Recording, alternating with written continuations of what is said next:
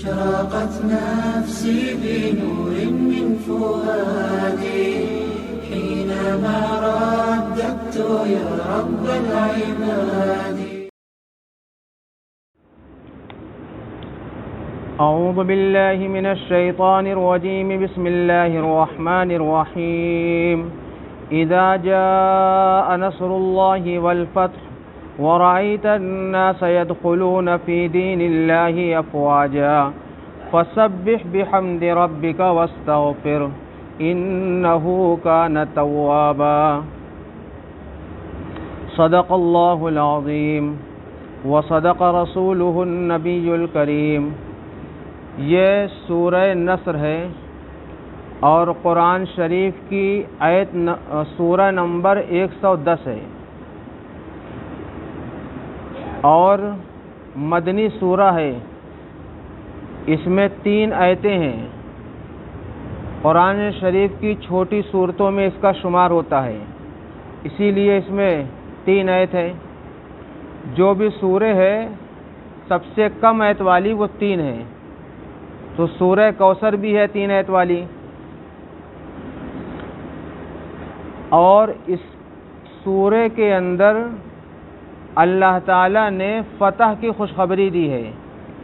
اب اس سورہ کا شان نزول کیا ہے، کب نازل ہوئی، کیوں نازل ہوئی، تو اس کے بارے میں یہ مشہور ہے کہ حضرت رسول اکرم صلی اللہ علیہ وسلم نے مکہ کے سفر کے موقع پر خالد بن ولید کو سپہ سالار بنا کر ایک نشیبی علاقے میں کفار قریش سے دفاع کے لیے بھیج دیا.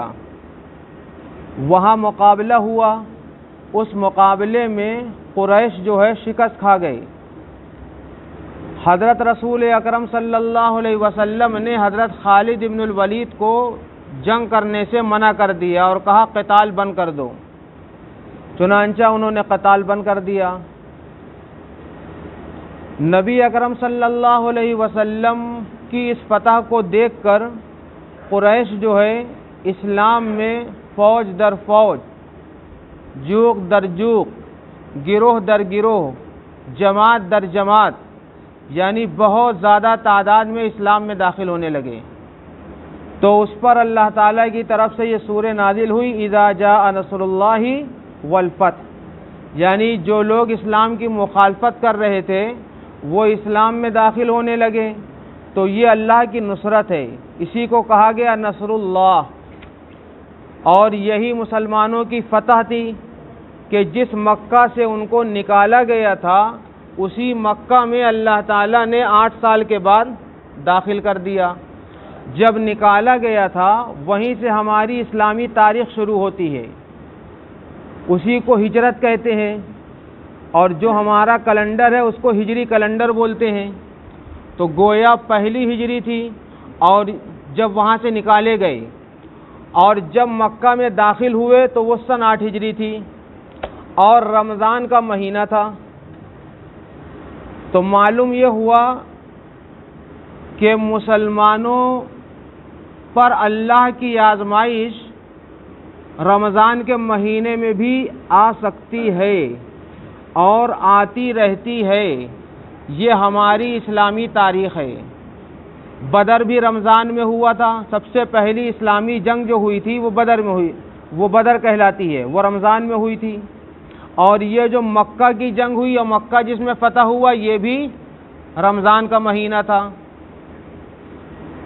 اور سن 8 ہجری تھی. 630 عیسوی کی بات ہے. یہ ابھی تو چل رہی ہے 2022 عیسوی اور 630 عیسوی میں یہ سب ہوا تھا. تو بہرحال اب سوال ایک یہاں پر بہت اہم یہ پیدا ہوتا ہے کہ مکہ کے رہنے والوں نے آخر اسلام کو قبول جو ہے مکہ فتح ہونے کے بعد کیوں کیا؟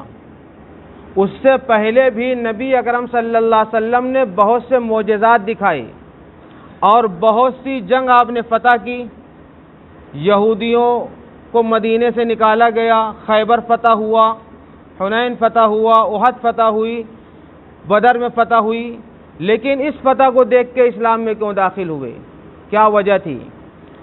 تو عرب کے اندر خاص طور پہ مکہ کے رہنے والوں میں یہ بات مشہور تھی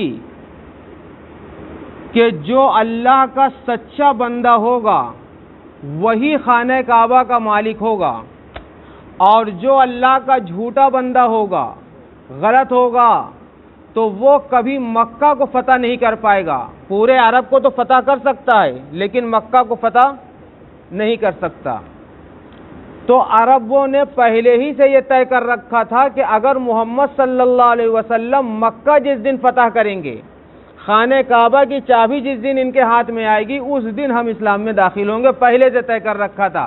کیونکہ 50 سال پہلے جو ہے یا اور پہلے ایک واقعہ بھی پیش آیا تھا، یمن کا بادشاہ جس کا نام ابرہہ تھا، وہ آیا تھا مکہ فتح کرنے، مکہ کو ڈھا دینے، گرانے کے لیے، لیکن وہ کامیاب نہیں ہوا تھا۔ ابابیل اللہ کی طرف سے آئی تھی، تو ان کو معلوم تھا کہ ابرہہ گندا آدمی تھا، جو اس کو فتح کرے گا وہی دنیا کا سب سے بہتر انسان ہوگا۔ چنانچہ نبی کریم صلی اللہ علیہ وسلم کی صداقت پر مہر لگ گئی اس وقت جب خانہ کعبہ کی چابی آپ کے ہاتھ میں آ گئی اور شہر مکہ فتح ہو گیا۔ اس چیز کو دیکھ کر عربوں نے پہلے سے طے کر رکھا تھا، اسلام میں داخل ہو گئے۔ اب ایک اور خاص بات سمجھیے کہ یہ جو سورہ فتح ہے یہ قرآن کی صورتوں میں سب سے آخری صورت ہے نازل ہونے کے اعتبار سے۔ آیتیں تو کچھ نازل ہوئی ہیں لیکن سورہ جو سب سے آخری نازل ہوئی ہے اللہ کے رسول صلی اللہ علیہ وسلم پر مکمل، لوگوں کا کہنا یہ ہے کہ وہ سورہ فتح تھی۔ لہذا حجۃ الوداع میں نبی پاک صلی اللہ علیہ وسلم نے اس سورت کی تلاوت فرمائی تھی، اور حجۃ الوداع جو ہے یہ فتح مکہ کے 2 سال کے بعد پیش آیا، تو گویا 2 سال پہلے یہ سورہ نازل ہوئی۔ اسی وجہ سے اس سورہ کو سورۃ التودیع بھی کہتے ہیں، اور بعض لوگ کہتے ہیں اس کا نزول 2 مرتبہ ہوا ہے، لیکن اس کا نزول 2 مرتبہ نہیں ہوا ہے، بلکہ ہوا یہ ہے کہ ایک مرتبہ آپ نے پڑھ کے سنایا، کب؟ مکہ جب فتح ہوا، جب نازل ہوئی تب، تو کچھ لوگوں نے اس وقت سنا تو سوچا کہ ابھی نازل ہوئی ہے، اور بات صحیح بھی ہے۔ اور کچھ لوگوں نے اس سورہ کو نبی پاک صلی اللہ علیہ وسلم کی زبان مبارک سے سنا تھا، کب؟ حجۃ الوداع کے موقع پہ، تو انہوں نے سوچا کہ ابھی نازل ہوئی ہے۔ ایک اور اہم بات سمجھیے، جب یہ سورہ نازل ہوئی تو صحابہ کرام کے سامنے آپ صلی اللہ علیہ وسلم نے تلاوت فرمائی، تو سارے صحابہ اس سورہ کو سن کر خوش ہو گئے، خوشی منائی۔ کیوں؟ اس لیے کہ اس میں نصرت کا اور فتح کا ذکر تھا، اذا جاء نصر اللہ والفتح، تو لوگ خوش ہو گئے۔ لیکن 3 لوگ ایسے تھے جو رونے لگے، ان میں ایک عبداللہ ابن عباس رضی اللہ تعالیٰ عنہ تھے، اور ایک حضرت ابو بکر صدیق رضی اللہ تعالیٰ عنہ، اور ایک حضرت عمر ابن الخطاب رضی اللہ تعالیٰ عنہ۔ یہ لوگ رونے لگے۔ نبی پاک صلی اللہ علیہ وسلم نے ان لوگوں کو روتا دیکھا تو پوچھا کہ رو کیوں رہے ہو؟ تو کہنے لگے کہ اس میں آپ کے رحلت کی خبر ہے، آپ دنیا چھوڑ کر جانے والے ہیں۔ تو نبی پاک صلی اللہ علیہ وسلم نے فرمایا ہاں یہ بات صحیح ہے۔ پھر نبی اکرم صلی اللہ علیہ وسلم نے اس سورہ کے نازل ہونے کے بعد حضرت فاطمہ اپنی بیٹی کو بہت چاہتے تھے، تو بیٹی سے اپنے کہا کہ میرا بلاوا آ گیا ہے اور میں جلد ہی دنیا سے رخصت ہونے والا ہوں۔ تو حضرت فاطمہ یہ سن کر رونے لگی، وہ اپنے والد کو بہت چاہتی تھی۔ تو آپ صلی اللہ علیہ وسلم نے جب ان کو روتا دیکھا تو آپ صلی اللہ علیہ وسلم نے کہا کہ بیٹی گھبراؤ نہیں، سب سے پہلے تم ہی مجھ سے ملو گی۔ چنانچہ مدینے میں نبی اکرم صلی اللہ علیہ وسلم کے رخصت ہو جانے کے بعد دنیا سے سب سے پہلے جس کا انتقال ہوا وہ حضرت فاطمہ تھی۔ تو یہ بات سن کر حضرت فاطمہ ہنسنے لگی یعنی اس لیے ہنسنے لگی کہ جدائی کا غم زیادہ نہیں سہنا پڑے گا۔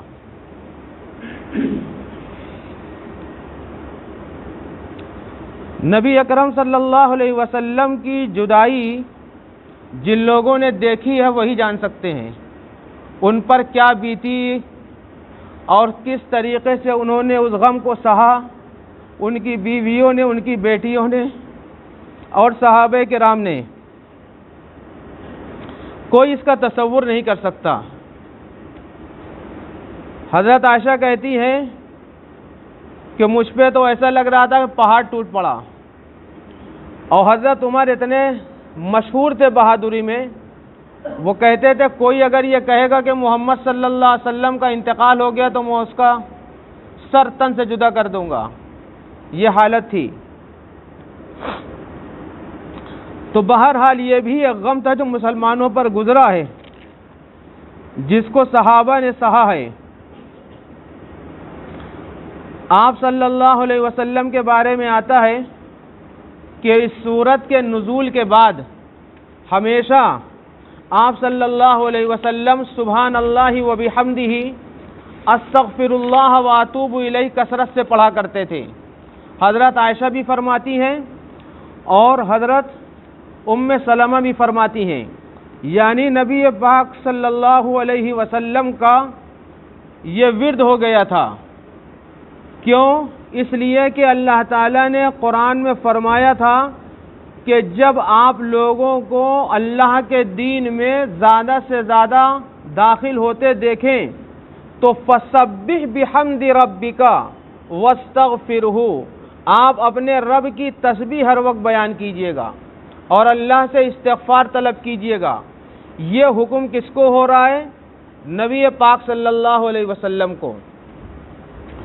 علماء نے لکھا ہے کہ جن لوگوں کی عمر زیادہ ہو جائے اور جو لوگ دین کا کام کرتے ہیں، جب وہ دین کا کام کافی حد تک کر چکے ہوں اور عمر بھی ہو جائے تو ان کو دنیا کے مشاغل سے آہستہ آہستہ کنارہ کشی اختیار کرنا چاہیے اور آہستہ آہستہ اپنے وقت کو اللہ کے لیے فارغ کرنا چاہیے۔ نبی پاک صلی اللہ علیہ وسلم نے دن اور رات اللہ کی تسبیح میں منہمک ہو گئے تھے۔ اس سورے کے نازل ہونے کے بعد کثرت سے پڑھتے تھے۔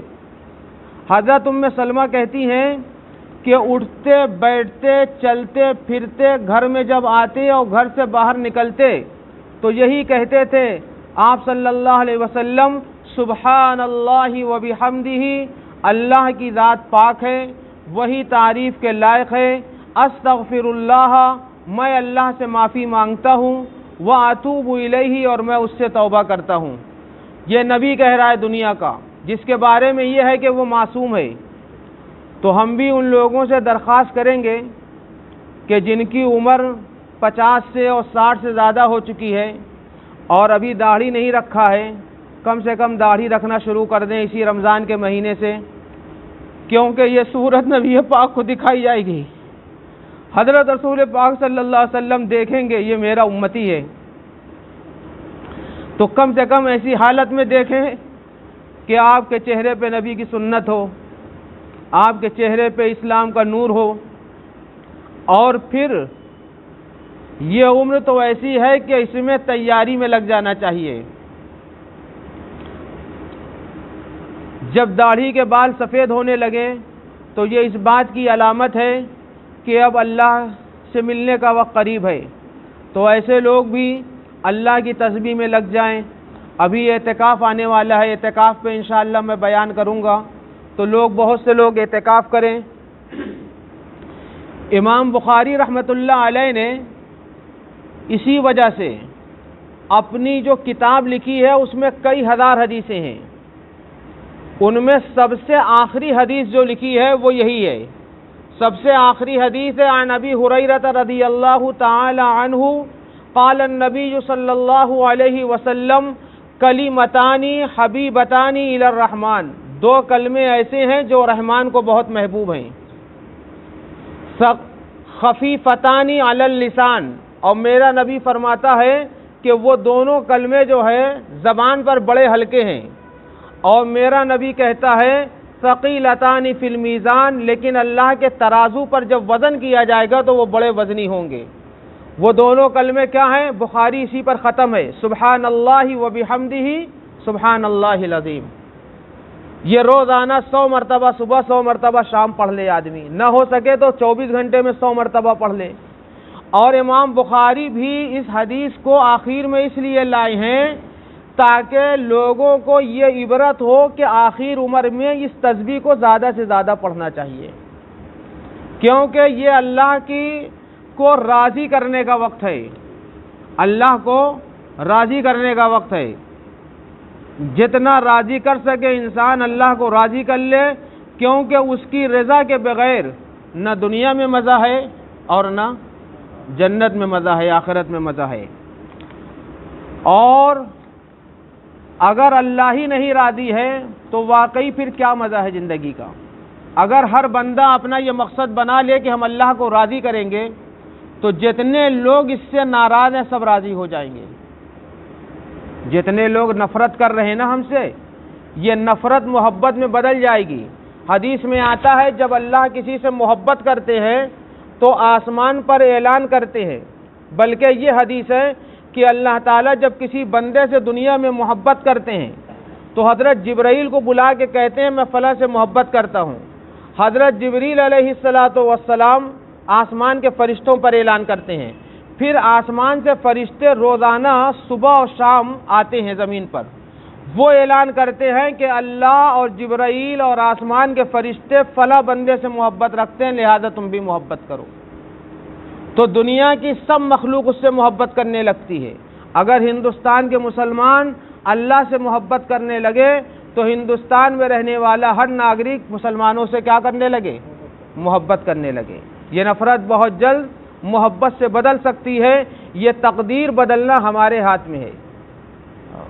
ہم اپنی تقدیر کو بدل سکتے ہیں اپنے اعمال سے۔ اللہ تعالی ہمیں اور آپ کو عمل کی توفیق عطا فرمائے۔ اب ایک اور آخری بات بھی سن لیجئے۔ آخری بات یہ ہے کہ سورہ نصر کو اگر کوئی خواب میں دیکھتا ہے تو اس کا دونوں مطلب ہوتا ہے۔ ایک مطلب یہ بھی ہوتا ہے کہ اس کو فتح اور کامیابی ملے گی، اور ایک مطلب یہ بھی ہوتا ہے کہ وہ دنیا سے جلد ہی رخصت ہونے والا ہے۔ لکھا ہوا ہے کہ یہ جو ہے کیا کہتے ہیں، ابن سیرین بہت بڑے یہ خواب کے معبر تھے، بہت تعبیر بتایا کرتے تھے، ایک سے ایک تعبیر بتاتے تھے۔ تو ابن سیرین کو کسی نے اپنے خواب کا تذکرہ کیا کہ میں خواب میں سورہ نصر پڑھ رہا ہوں، تو علامہ ابن سیرین نے اس کو جواب میں کہا کہ جلدی سے تم وصیت کر دو یا وصیت لکھ کر اپنے سدھانے رکھ لو۔ اس نے چونک کر پوچھا کہ حضرت یہ کیا وجہ ہے؟ تو امام ابن سیرین نے کہا کہ یہ سب سے آخری سورہ ہے، تو یہ خواب میں پڑھنے کا مطلب یہ ہے کہ تمہارے آخری لمحات ہیں۔ لیکن آپ لوگ کبھی خواب دیکھیں اگر سورہ نصر کا تو گھبرائیے گا نہیں، میرے پاس آئیے گا، ٹھیک ہے، اور پوچھیے گا تعبیر۔ ہو سکتا ہے کہ آپ سمجھ رہے ہوں کہ جانے کی تعبیر ہے، ہم بتائیں مال آنے کی تعبیر ہے، سمجھے آپ؟ اس لیے جو ہے خواب بس یاد رکھیے گا صحیح صحیح، تو میں انشاءاللہ اس کی تعبیر بتا دوں گا آپ کو، تو گھبرانے کی بات نہیں ہے۔ اور حدیث میں ہے کہ مومن تو اللہ کی ملاقات سے کیا ہوتا ہے؟ خوش ہوتا ہے۔ مومن جو ہے اللہ کی ملاقات سے خوش ہوتا ہے۔ حضرت کسی صحابی کے بارے میں آتا ہے، حضرت بلال حبشی رضی اللہ تعالیٰ عنہ غالباً تھے، تو وہ بہت خوش تھے۔ تو لوگوں نے پوچھا آج آپ خوش کیوں ہیں؟ تو کہا کہ آج ہماری ملاقات حضرت محمد صلی اللہ علیہ وسلم سے ہوگی۔ اسی دن ان کا انتقال ہو گیا۔ تو پہلے اولیاء اللہ صحابہ یہ لوگ خوش ہوا کرتے تھے، کہتے تھے کہ مجھ کو جو ہے جنت کی خوشبو آ رہی ہے۔ تو جب انسان اعمال کی تیاری کر لیتا ہے، اللہ کی محبت اس کے دل میں آ جاتی ہے، تو پھر وہ اللہ کی محبت میں تڑپنے رکھتا ہے۔ کیا ہے وہ؟ ایک ہے شعر ہے جس کا مفہوم یہ ہے کہ جب ملاقات کا وقت قریب آتا ہے تو شوق بہت بڑھ جاتا ہے، جب ملاقات کا وقت قریب آتا ہے تو شوق بہت بڑھ جاتا ہے۔ آپ لوگ جب اپنے بیوی بچوں کے پاس ٹرین سے یا پلین سے آتے ہیں تو جب ٹرین اسٹیشن پہ لگنے لگتی ہے اور جو ہے جہاز ایئرپورٹ پہ لینڈنگ کرنے لگتا ہے تو کتنی خوشی ہوتی ہے کہ ابھی بچوں سے ملیں گے، ہے کہ نہیں؟ تو ویسے ہی جو ہے ایک مومن جب اللہ کی محبت میں غرق ہوتا ہے تو موت کا وقت قریب آتا ہے تو وہ خوش ہوتا ہے کہ اب تھوڑی دیر کے بعد کس سے ملاقات ہوگی؟ اللہ سے ہوگی۔